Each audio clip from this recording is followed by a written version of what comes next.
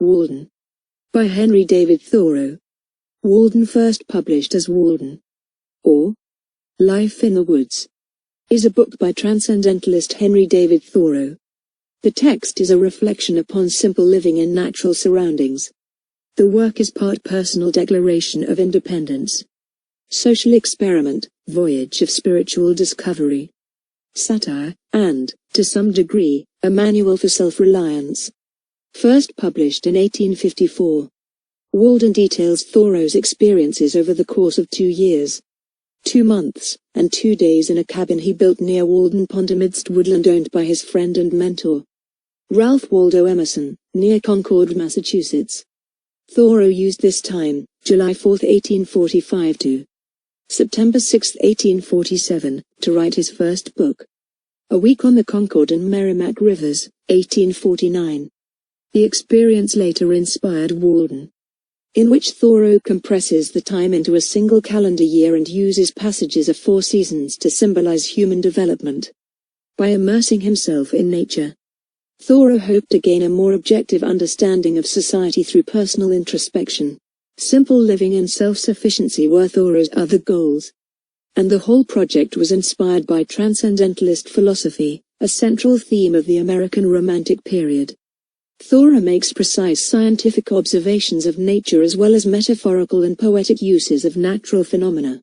He identifies many plants and animals by both their popular and scientific names, records in detail the color and clarity of different bodies of water, precisely dates and describes the freezing and thawing of the pond, and recounts his experiments to measure the depth and shape of the bottom of the supposedly bottomless Walden Pond. Let's look at the detailed summary. Henry David Thoreau. Walden. Henry David Thoreau, America's poet-naturalist, as he might be called, was born at Concord, Massachusetts, on July 12, 1817. His great-grandparents were natives of the Channel Islands, whence his grandfather emigrated. Thoreau was educated at Hartford, and began work as a teacher, but under the influence of Emerson, in whose house he lived at intervals, made writing his hobby and a study of the outdoor world his occupation.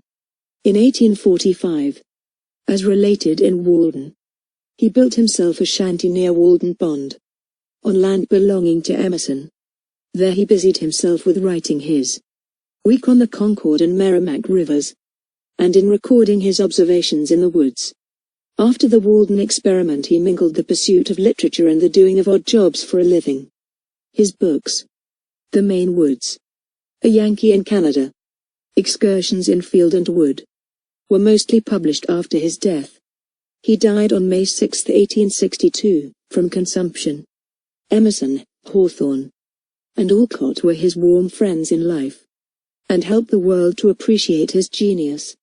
A poet in heart, Thoreau was only successful in giving his poetry a prose setting, but that setting is harmonized with the utmost delicacy.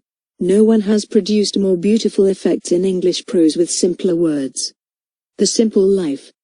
When I wrote the following pages, I lived alone, in the woods, a mile from any neighbor, in a house I had built for myself, on the shore of Walden Pond, in Concord, Massachusetts, and earned my living by the labor of my hands only. I lived there 2 years and 2 months. At present I am a sojourner in civilized life again. Men labor under a mistake. By a seeming fate, commonly called necessity, they are employed laying up treasures which moth and rust will corrupt. It is a fool's life, as they will find when they get to the end of it if not before. But it is never too late to give up our prejudices. What old people say you cannot do, you try and find that you can. I have lived some 30 years and I have yet to hear the first syllable of valuable advice from my seniors. To many creatures, there is but one necessity of life: food. None of the brute creation require more than food and shelter. The necessaries of life for man in this climate may be distributed under the several heads of food, shelter, clothing, and fuel. I find by my own experience a few implements: a knife, an axe, a spade, a wheelbarrow, etc., and for the studious, lamplight, stationery, and access to a few books, rank next to necessaries, and can all be obtained at a trifling cost. Most of the luxuries, and many of the so-called comforts of life, are positive hindrances to the elevation of mankind? None can be an impartial or wise observer of human life but from the vantage ground of voluntary poverty. Ideals. If I should attempt to tell how I have desired to spend my life in years past, it would probably astonish those who know nothing about it. I long ago lost a hound, a bay horse, and a turtle dove, and am still on their trail. Many are the travelers I have spoken concerning them, describing their tracks and what calls they answered to. I have met one or two who had heard the hound, and the tramp of the horse, and even seen the dove disappear behind a cloud, and they seemed as anxious to recover them as if they had lost them themselves. How many mornings, summer and winter, before any neighbor was stirring about his business, have I been about mine? So many autumn, aye, and winter days spent outside the town trying to hear what was in the wind, to hear and carry it. At other times waiting at evening on the hilltops for the sky to fall that I might catch something, though I never caught much, and that, manner-wise, would dissolve again in the sun. For many years I was self-appointed inspector of snowstorms and rainstorms, and did my duty faithfully. Surveyor, if not of highways, then of forest paths, I looked after the wild stock of the town. I have watered the red huckleberry, the sand cherry and the nettle tree, the red pine and the black ash, the white grape and the yellow violet, which might have withered else in dry seasons. My purpose in going to Walden Pond was not to live cheaply nor to live dearly there, but to transact some private business with the fewest obstacles. House building. When I consider my neighbors, the farmers of Concord, I find that for the most part they have been toiling 20, 30, or 40 years. That they may become the real owners of their farms, and we may regard 1/3 of that toil as the cost of their houses. And when the farmer has got his house he may not be the richer but the poorer for it, and it be the house that has got him. The very simplicity and nakedness of men's life in the primitive ages implied that they left him still a sojourner in nature. When he was refreshed with food and sleep he contemplated his journey again. He dwelt as it were in the tent of this world. We now no longer camp as for a night, but have settled down on earth and forgotten heaven. Near the end of March, 1845, I borrowed an axe and went down to the woods by Walden Pond, nearest to where I intended to build my house, and began to cut down some tall, arrowy, white pines, still in their youth, for timber. It was a pleasant hillside where I worked, covered with pine woods, through which I looked out on the pond, and a small open field in the woods where pines and hickories were springing up. Before I had done I was more the friend than the foe of the pine tree, having become better acquainted with it. By the middle of April my house was framed and ready for raising. At length, in the beginning of May, with the help of some of my acquaintances, rather to improve so good an occasion for neighborliness than from any necessity, I set up the frame of my house. I began to occupy it on the 4th of July, as soon as it was boarded and roofed, for the boards were carefully feather-edged and lapped, so that it was perfectly impervious to rain, but before boarding I laid the foundation of a chimney. I built the chimney after my hoeing in the fall, before a fire became necessary for warmth, doing my cooking in the meantime out of doors on the ground, early in the morning. When it stormed before my bread was baked I fixed a few boards over the fire, and sat under them to watch my loaf, and passed some pleasant hours in that way. The exact cost of my house, not counting the work, all of which was done by myself, was just over $28. I thus found that the student who wishes for a shelter can obtain one for a lifetime at an expense not greater than the rent which he now pays annually. Farming. Before I finished my house, wishing to earn $10 or $12 by some honest and agreeable method, in order to meet my unusual expenses, I planted about 2 acres and a half of light and sandy soil near it, chiefly with beans, but also a small part with potatoes, corn, peas, and turnips. I was obliged to hire a team and a man for the ploughing, though I held the plough myself. My farm outgoes for the first season were, for employment, seed, work, etc., $14.72.5. I got 12 bushels of beans and 18 bushels of potatoes, besides some peas and sweet corn.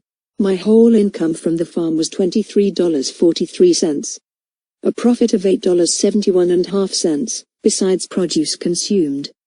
The next year I did better still, for I spaded up all the land that I required, about 1/3 of an acre.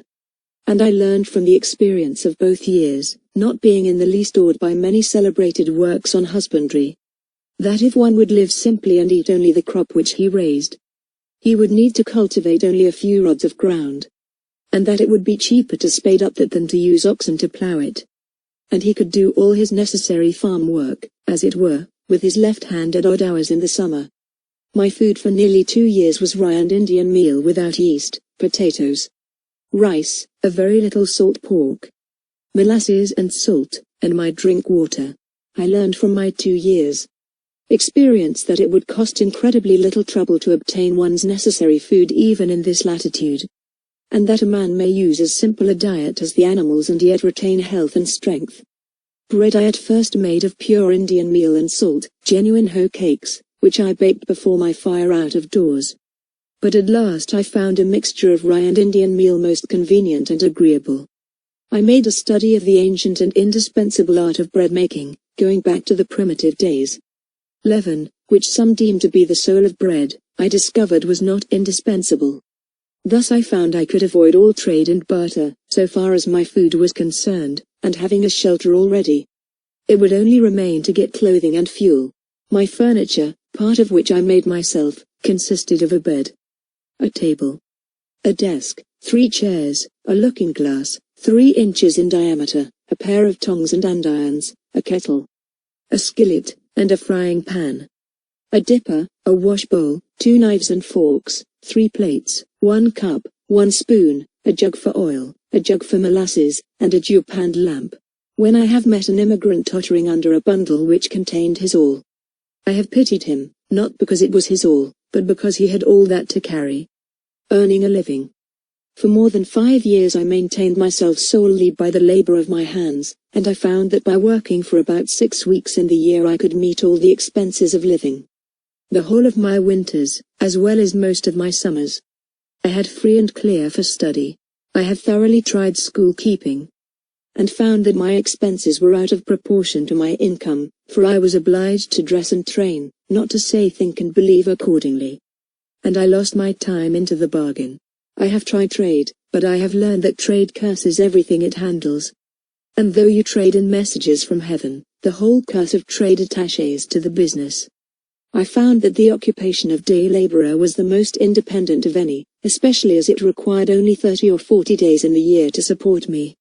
The laborer's day ends with the going down of the sun, and he is then free to devote himself to his chosen pursuit, independent of his labor, but his employer, who speculates from month to month, has no respite from one end of the year to the other. But all this is very selfish, I have heard some of my townsmen say. I confess that I have hitherto indulged very little in philanthropic enterprises. However, when I thought to indulge myself in this respect by maintaining certain poor persons as comfortably as I maintain myself, and even ventured so far as to make them the offer, they one and all unhesitatingly preferred to remain poor. The life with nature. When I took up my abode in the woods I found myself suddenly neighbor to the birds. Not by having imprisoned one, but having caged myself near them. I was not only nearer to some of those which commonly frequent the garden and orchard, but to those wilder and more thrilling songsters of the forest which never, or rarely, serenade a villager. Every morning was a cheerful invitation to make my life of equal simplicity, and I may say, innocence, with nature herself. I have been as sincere a worshipper of Aurora as the Greeks. Morning brings back the heroic ages. Then, for an hour at least, some part of us awakes which slumbers all the rest of the day and night. Why should we live with such hurry and waste of life? As for work, we haven't any of any consequence. We have the St. Vitus dance, and cannot possibly keep our heads still. Hardly a man takes a half-hour's nap after dinner, but when he wakes he holds up his head and asks, "What's the news?" As if the rest of mankind had stood his sentinels. Pray tell me anything new that has happened to a man anywhere on this globe. And he reads over his coffee and rolls that a man has had his eyes gouged out this morning on the Wichita River, never dreaming a while that he lives in the dark, unfathomed mammoth cave of this world, and has but the rudiment of an eye himself. Let us spend our day as deliberately as nature. Let us rise early and fast, or break fast, gently and without perturbation. Let us not be upset and overwhelmed in the terrible rapid and whirlpool called a dinner situated in the meridian shadows. Time is but the stream I go a-fishing in. I drink at it, but while I drink I see the sandy bottom, and detect how shallow it is. Its thin current glides away, but eternity remains. I would drink deeper, fish in the sky, whose bottom is pebbly with stars. Reading. My residence was more favorable, not only to thought but to serious reading, than a university. And though I was beyond the range of the morning circulating library, I had more than ever come within the influence of those books which circulate round the world. I kept Homer's Iliad on my table through the summer, though I looked at his pages only now and then. To read well, that is to read true books in a true spirit, is a noble exercise, and one that will task the reader more than any exercise which the customs of the day esteem. Books must be read as deliberately and reservedly as they were written. No wonder that Alexander carried the Iliad with him on his expeditions in a precious casket. A written word is the choicest of relics. In the sun.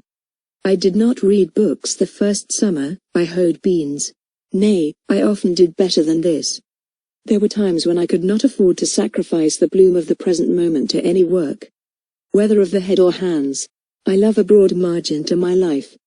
Sometimes on a summer morning, having taken my accustomed bath, I sat in my sunny doorway from sunrise till noon, wrapped in a reverie, amidst the pines and hickories and sumacs in undisturbed solitude and stillness, while the birds sang around or flitted noiseless through the house, until by the sun falling in at my west window, or the noise of some traveller's wagon on the distant highway, I was reminded of the lapse of time.